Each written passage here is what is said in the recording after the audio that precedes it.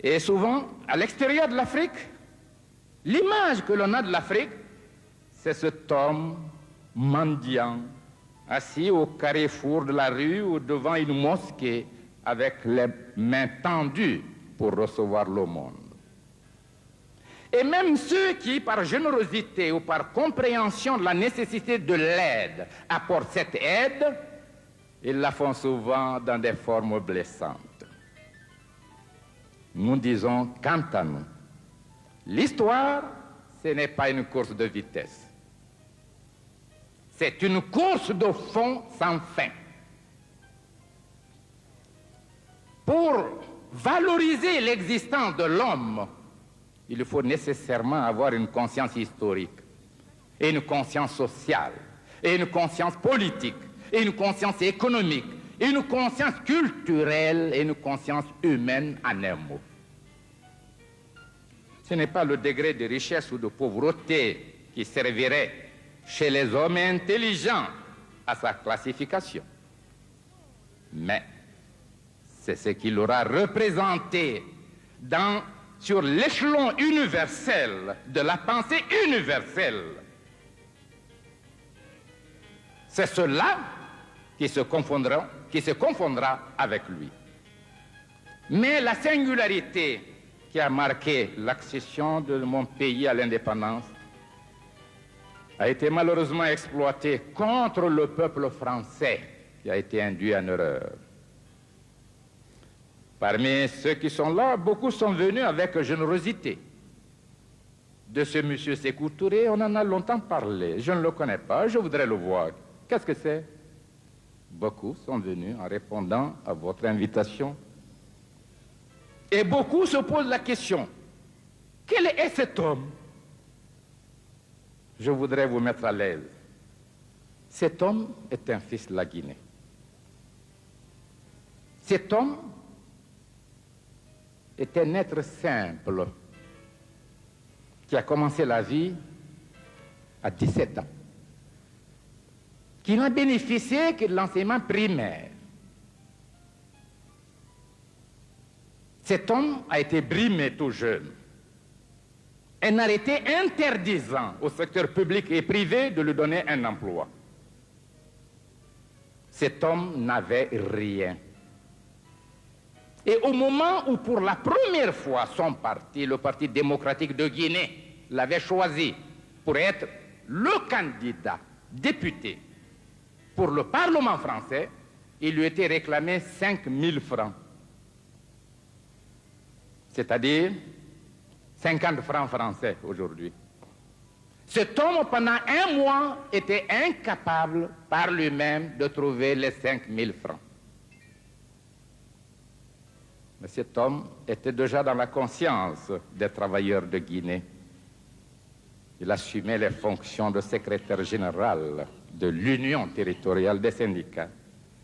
Et celle plus importante, de premier responsable de la Confédération panafricaine des syndicats. Cet homme n'a pu obtenir les 5 000 francs que lorsque les dockers qu'on a créés ont appris l'incapacité du candidat à se faire inscrire, faute d'argent, avait donc organisé une souscription pour amener les 5 000 francs. Je suis le fruit de mes frères et de mes sœurs.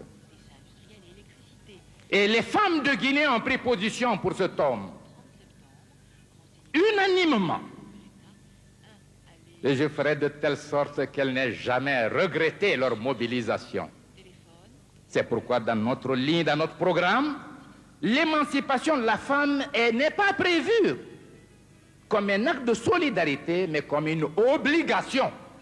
Il s'agit davantage de l'émancipation de l'homme qui brime et exploite la femme que celle de la femme. Voilà notre conception et nous la traduisons systématiquement dans toute la législation depuis que nous sommes indépendants.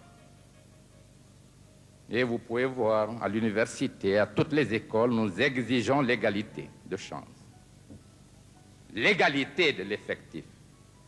Dans la vie, à l'Assemblée, nous avons 42 députés sur une assemblée de 210. Dans le gouvernement, dans tous les appareils de direction. Cet homme aussi a été soutenu par les jeunes parce qu'il avait dirigé le mouvement de la jeunesse.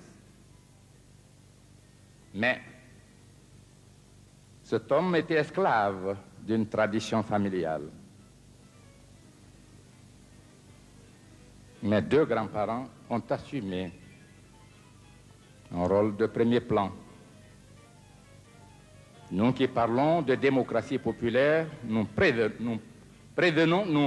provenons de la féodalité. Car mes deux grands-parents ont été chefs, empereurs. Les deux sont morts en exil. L'un à Madagascar, l'autre au Gabon. Mais la Guinée verra l'avènement de la démocratie, l'avènement même du style révolutionnaire grâce à notre groupe. Et ce sont des options sincères.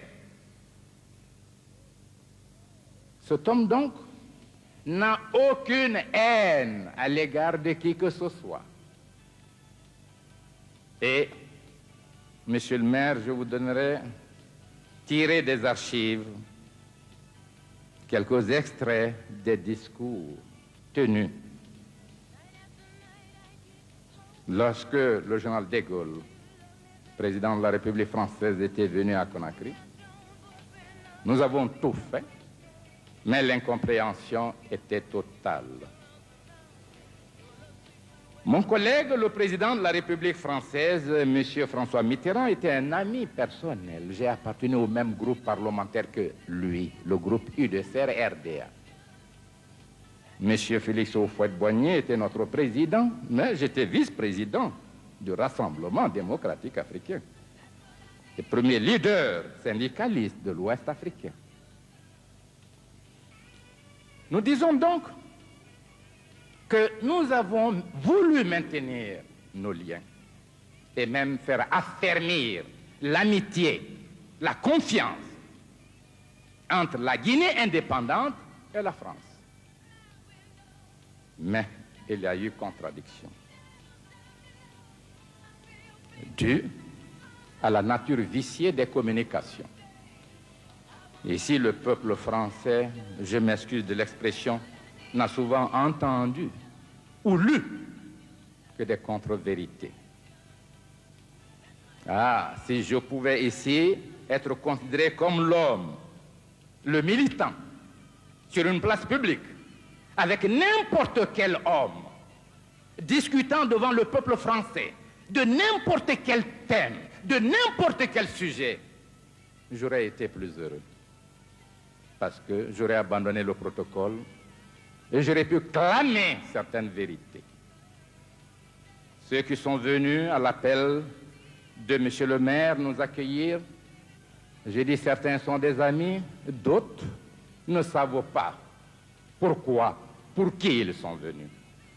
Je voudrais que vous reteniez une seule image, c'est celle d'un homme sincère, un homme qui n'a pas de complexe, un homme qui n'a aucune rancune, un homme qui voudrait bâtir avec les Français un avenir merveilleux de coopération entre la France et son pays.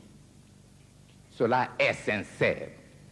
Mais nous connaissons un fait, chaque pays, quel que soit le niveau de son développement historique, a des besoins.